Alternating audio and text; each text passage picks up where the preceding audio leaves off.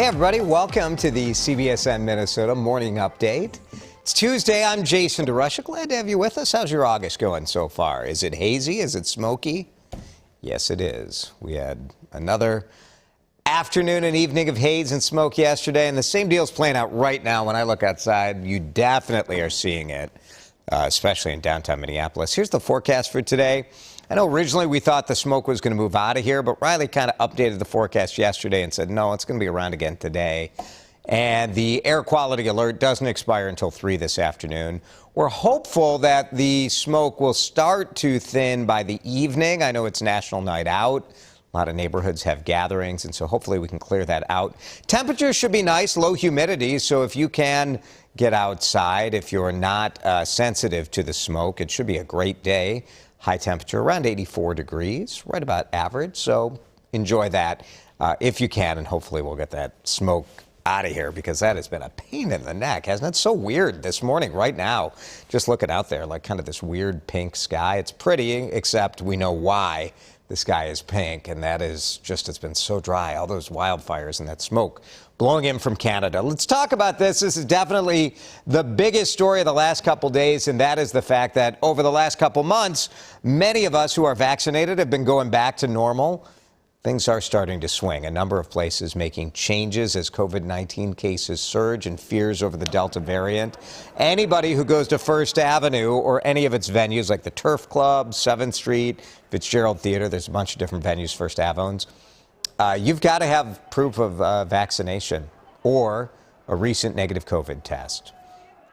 First Ave trying to be smart about the way they do it. They're a private business. They can do whatever they want, right? And they're saying, nope, this is important to us. Hopefully it'll encourage people to get vaccinated if they're on the fence. But if they don't want to get vaccinated, they can show a negative COVID test. So it got us wondering about the State Fair. State Fair just announced 58 new beers. Beers and kind of shandies and seltzers that'll be out at the fair. Should the fair require proof of vaccination or a test? What about masks, indoors, outdoors? What do you think the State Fair should do? They'll definitely be monitoring kind of the guidance that comes out from the CDC and from the state, but it's their decision, and I bet your input would be welcome. So if you're watching on the WCCO TV Facebook page, leave a comment. What would make you feel better about the fair? Maybe it's nothing. Maybe you think, hey, if we're going to do the fair, let's do it. Eric is here, and he will do dramatic readings of your comments in just a moment. Some other COVID protocol updates that are happening today. You'll need to know this. U of M. All of their campuses, indoors, got to mask up, vaccinated or not. Anybody in person at the University of St. Thomas this fall? St. Thomas said you need the vaccine to come on campus. Target and Cub have told employees that it's time to put the masks back on. A lot of them were wearing it anyway, but now it's required. And they are encouraging customers to do the same. So all of these changes starting, and I suspect we'll hear more changes today. Interesting kind of debate playing out around the country as you see different leaders doing different things. In New York City, they've said, we don't want to go back to the mask mandate, but we are getting more aggressive in requiring vaccination in New York City for all of the public employees out there, which is close to 1 million people. So big deal. It is easy to get a vaccine right now if you're looking to get one. The St. Paul Public Schools kind of bringing the vaccine right to where people live. District has these clinics at schools all over the city. And I hope you know, in Minnesota, if you want a vaccine, it's free. You don't need insurance. At these St. Paul clinics, you don't have to show any kind of, they don't want any barriers. You don't have to show residency or citizenship or anything. If you're 12 or over, you can get it. They're hoping to attract students because this week is the time to do it, so you'd be fully vaxxed by back to school. Clinic is today at Harding High School from 3 to 6, and we have the whole schedule for St. Paul schools. Anybody can go. You don't have to live in St. Paul or be a student, but it's on our website, WCCO.com. The head coach of the Vikings is ticked. Probably shouldn't say the other word, but he's ticked at players who are not vaccinated, because the league is really encouraging it, and if you're not vaccinated, you go into various COVID protocols, and we're seeing it right now. 3 quarterbacks, including the head quarterback, Kirk Cousins, on the COVID list. So today is the first day of full pad practice and we got no quarterbacks. So we had to sign a couple of other jamokes to come out there and play. Cousins won't be back until Thursday. He is high-risk contact. Cousins hasn't said he's not vaccinated, but if you're a high-risk contact, that means you're not. NFL cannot require players to get vaccinated because of their contract with the Players Union. Olympics update. Spoiler alert. Although the Olympics aren't on CBS, so this is a you problem as far as I'm concerned. Simone Biles did it. She got a bronze medal on the balance beam. In the early morning hours in the Tokyo Olympics, she gets the bronze. Just awesome. Tremendous perseverance to fight through kind of mental health issues that had her kind of off her game, not feeling safe to take part. She pulled out of the all-around. She pulled out of all of the other individual events, but this may be her last Olympic event. She gets a bronze. Minnesota's Suni Lee was tied for 4th place on the beam, so great work, and what an Olympics for your all-around gold medalist, St. Paul's own Suni Lee. We will lift her up and have incredible pride for Suni Lee. You'll be hearing about her for generations, I suspect. This morning, Spirit Airlines. I know what you're thinking. Jason, you're doing a story on Spirit Airlines. It's probably going to be something great. Because when you think of an airline that's smooth sailing, never has a problem, Spirit. Are they a sponsor on this thing? No. Okay. Look, when you pay the equivalent of a bus fare to fly somewhere, it's a little bit of buyer beware here, right? I've flown Spirit, and I've had uneventful, delightful flights. But the airline has canceled or delayed about 500 flights this week, including a handful at MSP airports. Some passengers say look at this mess. They're in line for hours waiting to try to find out what was going on, to talk to an agent, to try to reschedule or whatever.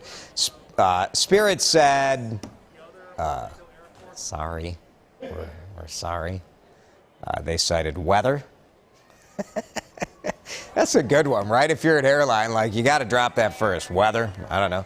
Their second, operational challenges, which sounds like probably not a good motto for your airline. What was wrong?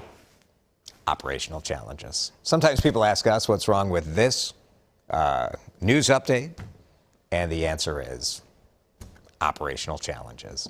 They're working to find solutions. I'm sure they are. What a disaster. So hopefully people can get on their way. Sad news from comedian Kathy Griffin, who took to social media. And really the news that she shared is a little bit of a reminder to all of us that lung cancer, which often has a stigma, right? When people think about lung cancer, they think, well, you smoked. You did it to yourself. Kathy Griffin is 60, says she's never smoked. So she's going to have surgery because she's got lung cancer. She'll have half of her left lung removed, and Griffin says hopefully that'll get it. She won't need chemo or radiation. Hopefully she'll be up and running in a month or less. She has had a rough few years. Some of this was her own doing, right? She faced backlash over a photo shoot targeting former President Trump. She's battled a prescription pain pill addiction. She has lost both her sister and mother. Kathy Griffin, we're cheering for her, for sure, in a tough situation. Happiest Place on Earth is coming out with some big news today. Disneyland is unveiling a Magic Key program. So they used to sell these passports, which was like an annual pass to come to the park. Because, just a one-day pass to go to the park, I think is closing in on $200 now, right? These annual passes, like if you live in California or if you're a hardcore Disney fan and you're out there all the time, they've been around for almost 40 years. But in the middle of the park's COVID-related shutdown in January, they canceled the annual pass because obviously, what a ripoff, right, if you buy that and can't go. But today we'll learn details of the Magic Key. Very nice. All right, we're talking about the State Fair here as we are less than a month away to the start of that. The fair announcing today a bunch of new beverages. You can find out the details of that on my Facebook page if you want to check that out. But Eric is here with some of your thoughts because look, man, I don't know. I know a lot of people are so certain as to they know what the right path here is. I don't know. I think people are trying to sort it out. We're seeing private businesses take a little bit of a lead here as the government has stepped back. Eric, what are people saying? Let's start at the top today with Mike, who says, "Who cares?" Thanks, Mike. Yeah, who cares? Put us in our place. You know what? Mike's right. Let's just stop the video. Let's turn this whole thing off. Who cares? Lights out. I care, Mike. Sorry. I care too. Yeah, we run this thing, so that's how it goes. Pam says, I think people should wear masks at the state fair. Not sure how it's going to work with so many people close to each other, though. Yeah. Yeah, that's a tough one. Like, if you're in a long line at Sweet Martha's, that big mass of humanity, you're going to put that mask on? Maybe. Bradley says, we clearly cannot trust the honor system that people who are unvaccinated will wear a mask. Yeah. We knew that wasn't going to work, right? I mean, come on. If you've chosen not to vaccinate, you're probably not going to say, like, well, I'll wear that mask, though. Don't believe in vaccines, but I do believe in masks. Unlikely. Kimberly says, no masks at all. That's why I got my shot. Yeah, see, this is the rub, right? Like, I'm vaccinated, and you do wonder, and I know this sounds bad, so maybe I shouldn't say it, but you feel like you've quarantined, you've stayed home, you got vaccinated, and now I'm supposed to mask up and take all these other precautions for people who've had months and months and months and have chosen, for whatever reason, maybe a valid reason, right? But they've chosen not to vaccinate. Should they have to just sort of live with their decision? I don't know. And Tamara says, some mornings the question is about vanilla ice cream. Other mornings, shrug emoji. It's true. That's the beauty of the morning update. It's the beauty of here's the real pleasure for those of you who watch this thing. Yesterday, Eric, on behalf of the station's social media team, tweeted out the morning update, and you can watch this on Twitter. I know yesterday thousands of people did, but asked a COVID question and then put my Twitter handle on it. So all day, all night, I've been getting responses from people. And let me tell you, often I will say, I love to hear from you. Yesterday, I could have gone without it. I don't know that. Get better soon. I don't know that I needed everybody's who cares or COVID is made up or blah, blah, blah, blah, blah. What are you going to do? Well, tomorrow it's Dostoevsky, so get ready. Maybe we'll ask about ice cream tomorrow. We'll see how that goes. Thanks for watching, everybody. We appreciate you spending some time with us. Try to get you up to date in 10 minutes. Have a little fun. Have a little conversation. We do it every day right here on the CBSN Minnesota Morning Update. You can get news all day on our streaming service, CBSN Minnesota. It's free, so get it at the WCCO app. Thanks for hanging out with us. We'll see you tomorrow.